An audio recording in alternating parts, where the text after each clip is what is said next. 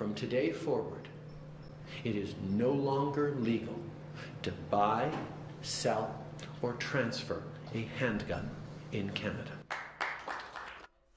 Yeah. You probably know, if you've seen pretty much any of my videos, at some point in all of them, I bring up my books and say, hey, if you're interested in learning about surviving an economic collapse, I've actually gone through one. This is a book that I wrote regarding surviving an economic collapse. I wrote this one a few years later, Bugging Out and Relocating, and Street Survival Skills. All books in which I share with you my experiences, the things I've learned, not just my time in Argentina, where my country, everything that happened there, the economic collapse, the years to follow after that, how even today, so many years later, it still changed the country forever. This kind of thing changes the country forever as well.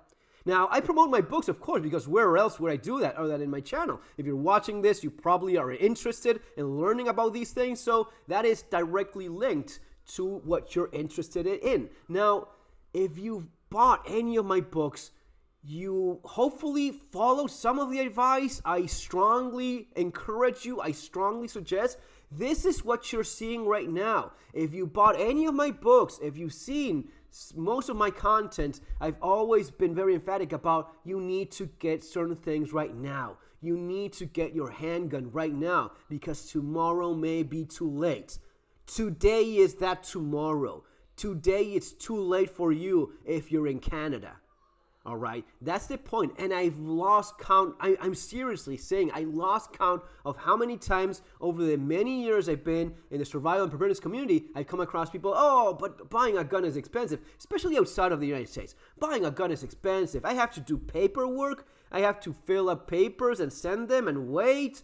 Man, that is just a drag. And how much? They're expensive. Well, these are the things you do if you want to prepare seriously, because there may be a point, there may be a day in which it's just too late to do any of that anymore. Now that's the point in Canada. I hope that if you're watching this, I know that I have Canadian followers on my channel. I know that many people in Canada have bought my book over the years. If you bought my book and you are in Canada, dude, do yourself a massive favor. I'm seriously saying, do yourself a massive favor, get Street Survival Skills, read the chapters on using firearms, including the handguns that just got banned. Learn how to use them for self-defense. You will be needing that before you realize. You are going down the path that this man, well, actually not this one, that this man right here, well, actually, it's actually this man. Yes, they do look surprisingly similar. I mean, they look like clones. It's almost as if they're father and son. I don't know. But really, just look at these two. This one is actually the mother of Trudeau hugging Fidel Castro. And there is Fidel. Anyway, but besides this, which it's just a pure coincidence. Let's just say that. These two, what's even worse for you, these two have the same mentality. These two want the same for the people that they rule over. These two are looking to completely ban firearms. Fidel Castro already did that in Cuba with the expected outcome. It always happens in any communist, authoritarian regime, Marxist, left-wing agenda, dictatorship or communist country. It's always the same. They want to control population by disarming them, by taking away their guns. It happens in China. It happens right now in Canada, Cuba, Venezuela, in Russia, especially with handguns. Communist dictators, they have an obsession with taking away handguns from people. Why is that? Even when the United States, in some of the wars in Middle East, they did allow civilians to have AK-47s. You know what they didn't allow them to have? The U.S. government in these countries?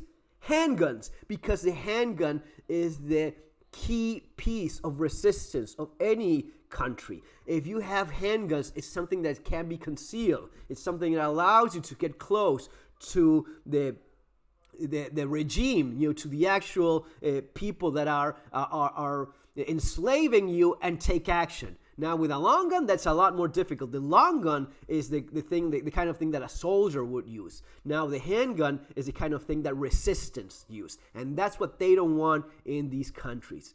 It is, I want to insist on this. There's a moment in which you can get things done. We are looking at times that are changing like you wouldn't believe. This book that I wrote, Bugging Out and Relocating, 8 years ago, I talked about Canada as a potential place to live in. Because back then, Canada, you could have handguns, you could have rifles, you could pretty much have basically the same things you have in the US. It's no longer the case. Canada has changed since then.